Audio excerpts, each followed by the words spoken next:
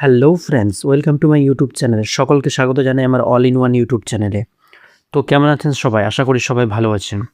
তো আজকে যে বিষয় নিয়ে কথা বলবো, কিভাবে এসবিআই অ্যাকাউন্টে হোয়াটসঅ্যাপ ব্যাংকিং অ্যাক্টিভ করতে হয়।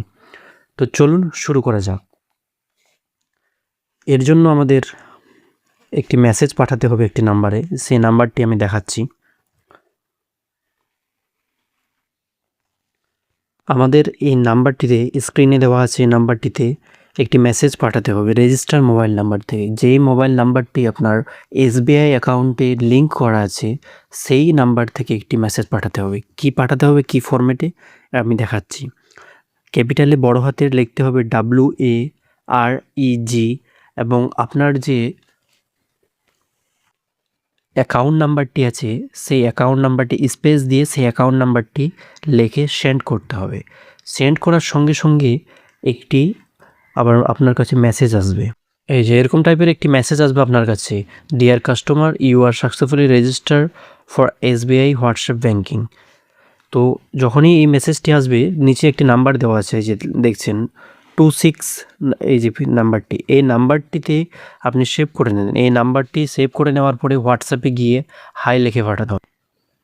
তো চলুন আমি হোয়াটসঅ্যাপে চলে যাই। হোয়াটসঅ্যাপে এসে দেখছি অলরেডি তারা আপনাকে একটি মেসেজ করেছে, সেটিকে আমি অ্যাকসেপ্ট অপশানে ক্লিক করলাম। এই যে অ্যাকসেপ্ট অপশানে ক্লিক করার পরে আমার একটি ওটিপি রিকোয়েস্ট পাঠাবো আমি। রিকোয়েস্ট ওটিপি এই অপশানে ক্লিক করতে হবে। রিকোয়েস্ট ওটিপি অপশানে ক্লিক করলে এই ওটিপি যেটা আসবে আপনার রেজিস্টার মোবাইল নাম্বারে, সেই ওটিপিটি এখানে লিখতে হবে। লিখে এই সেন্ড অপশানে ক্লিক করতে হবে।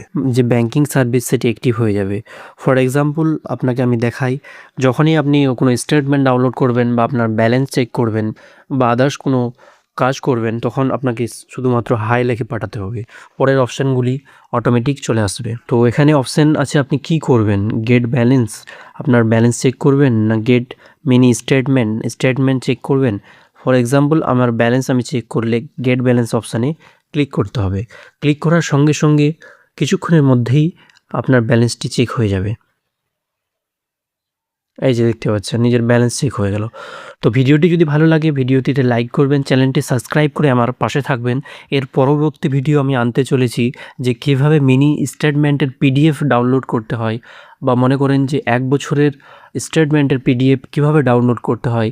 কারণ অনেক সময় আমাদের এগুলি পিডিএফের প্রয়োজন হয়ে থাকে, কী কী ট্রানজ্যাকশান হলো, ব্যাংকে যাওয়ারও প্রয়োজন নেই।